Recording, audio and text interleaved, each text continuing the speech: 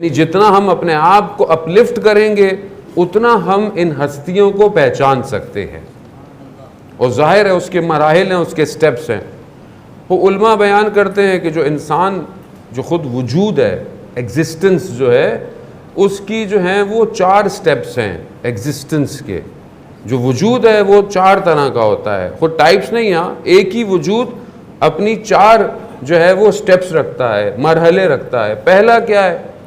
پہلا وجود ہر چیز کا الگ ہے، پھر دوسرا ہے، تیسرا۔ اس لیے علماء بیان کرتے ہیں قرآن کے 4 وجود ہیں۔ پہلا وجود کیا ہے قرآن کا؟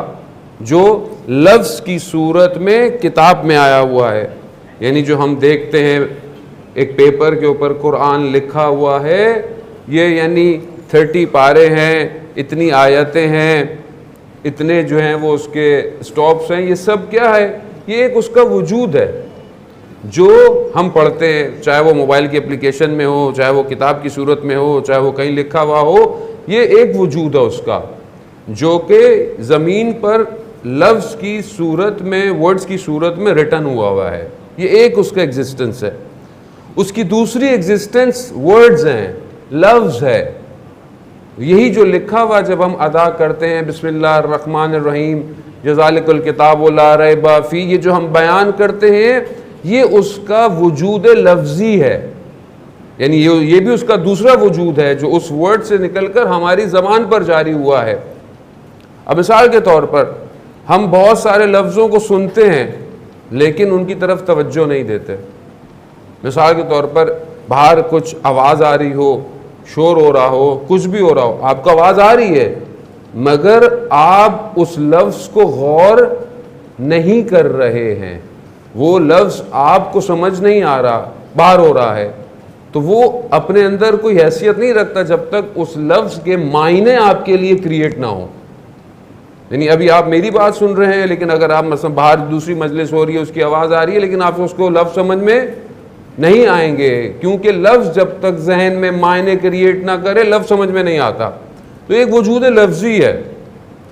تیسرا جو وجود ہے، جو ایگزسٹنس ہے، وہ ذہنی ہے، یعنی جب آپ لفظ دیکھتے ہیں، پھر لفظ پڑھتے ہیں، پھر اس کے معنی اور مفہوم، اور پھر اگر وہ لفظ یا وہ چیز آپ کو حفظ ہو جائے، آپ کو یاد ہو جائے، جیسے قرآن بائی ہارٹ لوگوں کو یاد ہے، سورت ہمیں یاد ہے، کسی کو پورا قرآن حفظ ہے، کسی کو ایک جز حفظ ہے، کسی کو کچھ سورہ حفظ ہیں، یا حد اقل جو ہم نماز میں پڑھتے ہیں وہ سورتیں ہمیں بائی ہارٹ آتی ہیں، تو وہ اس کا ذہنی وجود ہے جو ہمارے اندر ہے۔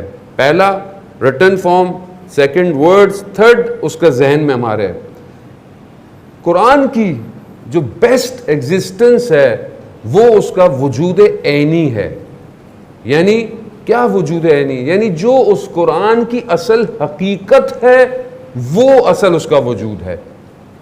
اور وہ حقیقت کیا ہے؟ حقیقت وہ ہے جو ہم دیکھتے ہیں، جو ہم سمجھتے ہیں۔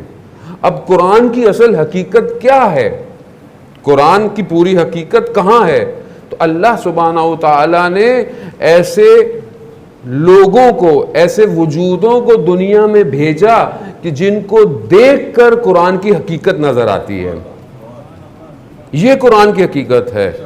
یعنی قرآن کی حقیقت کیا ہے؟ یعنی جو سارا قرآن ہو وہ اس وجود سے ظاہر ہو رہا ہو، یعنی قرآن کی آیتوں کا مصداق ہو وہ وجود، چاہے وہ اس کا کوئی بھی عمل ہو، چاہے وہ اس کی تنہائی ہو، چاہے وہ اس کی عبادت ہو، چاہے وہ اجتماع میں ہو، چاہے وہ بازار میں ہو، چاہے وہ ہر معاملے میں، زندگی کے ہر اینگل سے آپ اس کو دیکھیں تو قرآن کی حقیقت نظر آئے۔